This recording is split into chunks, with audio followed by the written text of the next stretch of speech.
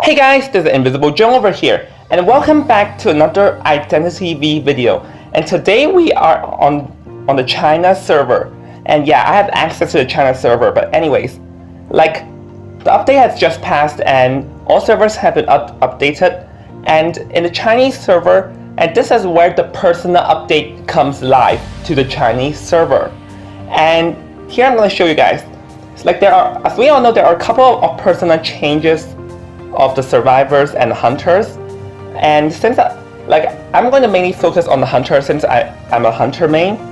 But as soon as the personal update, like I've realized that all the personal pages have been reset because like there are like as we all know there are a couple of changes to certain personas.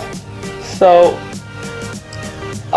the personal pages have been reset and you have to like click off the personas again.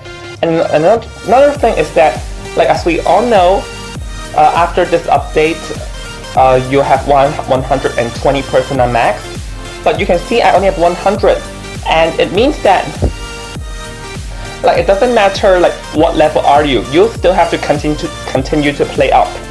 So right now, like I'll have to like spend some time in order to get my persona up from 100 to 120, and yeah. That kind of sucks that I have to keep playing, but I guess this is where these tickets that are used for you to gain levels faster would come into play. So yeah, this is going to be one of the things of the update, is that your persona will remain at 100. You have to play your way up to 120. And hold on, I'm going to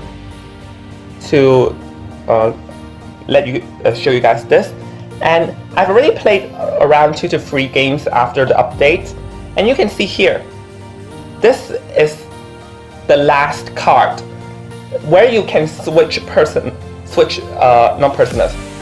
your abilities mid-game. And I tested it out, and pretty much this is not hard to figure it out. I guess it is more of like how you use this ability than how to figure it out. So hold on. I'm also going to show you guys these new personas. Like over here, this used to be Eye for an Eye. It's now called Cat and Mouse game. This used to be the Lurk, and now it is called Confined Beast Fight. And yeah, this one. Here, I'm sure you all remember this is Fallen Misfortune, and now it is called Withering. So I'm going to go into like a random stealth game and show you guys how the last card works. So let's see. Okay, here we go. And I'm Wu Chang, and I've already brought the last card. So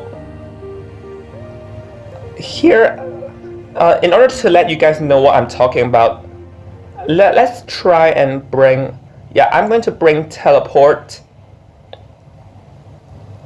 and I'm going to show you guys how this works.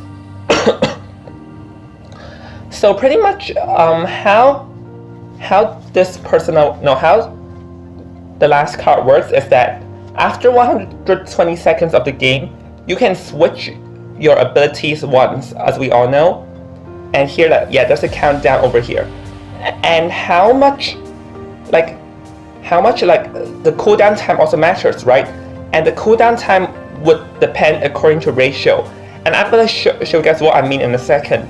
But here I'm going to talk about how I think this is going to work. And the most obvious way to use the last card is that to have Blink in the beginning in order to get the first survivor down very, very fast, and then switch towards Teleport towards the end.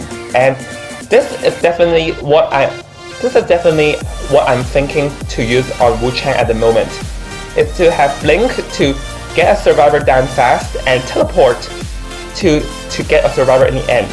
But I think this pretty much only works on Wu Chang, because if you bring the last card, then you cannot bring Confined no, you cannot bring insolence or the or detention, because like even though with 120 persona, you can still only have 2 ultimate personas, meaning that you can still only choose 2 out of confined space, detention, the last card, and insolence. So yeah, that definitely matters a bit. And hold on, you're going to show how you're going to see how the cooldown time works in a second, but like I don't think the last card, it is a good idea to bring the last card on Joker or Feaster, because like those hunters early game is so weak, and if you don't bring insolence, you're pretty much screwed. And we all know how important detention is, so pretty much both ways they're screwed. And hold on, I'm going to show you guys how the last card's cooldown time works in a second. So I'm going to switch into Blink when there are 20 seconds remaining. And since the Blink's cooldown time is 150 seconds, and the moment I switch, the Blink's cooldown time would turn into 30 seconds, because it's ratio. Like the teleport's cooldown time is 100 seconds. I switch when there are 20 seconds remaining, meaning that I switch with 20% of cooldown time remaining. So when I switch into Blink, then the Blink's cooldown, then the Blink would have a 20% of a cooldown time remaining, meaning they're 30 seconds. Pretty easy to understand. Yep. And it's actually pretty understand and pretty easy to use, but you have to like really think to be careful, because if you use the last card, you're sacrificing insolence or the confined space. And yeah, I'm gonna leave the game now. And in this persona of Wu Chang, there's no confined space. And with no confined space, it also means that you cannot choose destructiveness, like the palette breaking speed. And since I'm a Wu Chang main, and as we all know, like White's Wu Chang's palette destruction speed is so freaking slow, so it would, like, having the last card would backfire and potentially backfire. So I myself have to like continue to test around to see if the last card with Wu Chang is truly the best idea. And another strategy I think works for like most hunters, or at least like hunters that bring last card, is to use excitement in the beginning. And this is if like there are a lot of stunners in one team, then you can actually consider to bring excitement in the beginning. Like as there isn't a lot of players that brings excitement, because like bringing excitement means that you have no blink in the beginning and no teleport in the end, and excitement doesn't really work at the excitement isn't as powerful in the end as compared to the beginning. So yeah, not a lot of people bring excitement for this reason. But with the last card, you can actually consider to bring excitement in the beginning and then switch into teleport, or maybe even blink in the end. Who knows? Because you're gonna have one free switch out chance, and now you can actually, like, for example, if you down a survivor and then there's a prospector and an enchantress nearby prepared to stun you, then now you can actually use the excitement and then switch in the end. So this is definitely something worth considering. And hold on a second. And I think that with multiple stunners, the confined beast fight also works, because like if you get stunned within 15 seconds after the last stun, then you would recover much faster. And yeah, this pretty much works a lot against stunners. And yeah, I'm glad with this change, because now we actually have a chance to, like, the hunters actually have a chance against multiple stunners.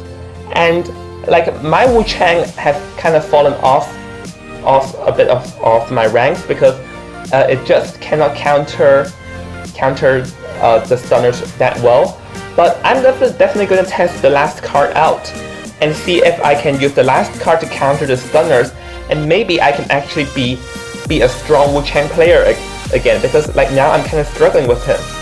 So So yeah, this is going to be my quick walkthrough of the personal updates on the Chinese server, and hope you guys enjoy. And I'll see you all in the next video where like in the next video I'll try and get my personnel up to 120 and show you guys what personnel I'll be running with 120 personnel, because there are just so many other options. So this is Invisible Joe. I'll see you all next time. See ya!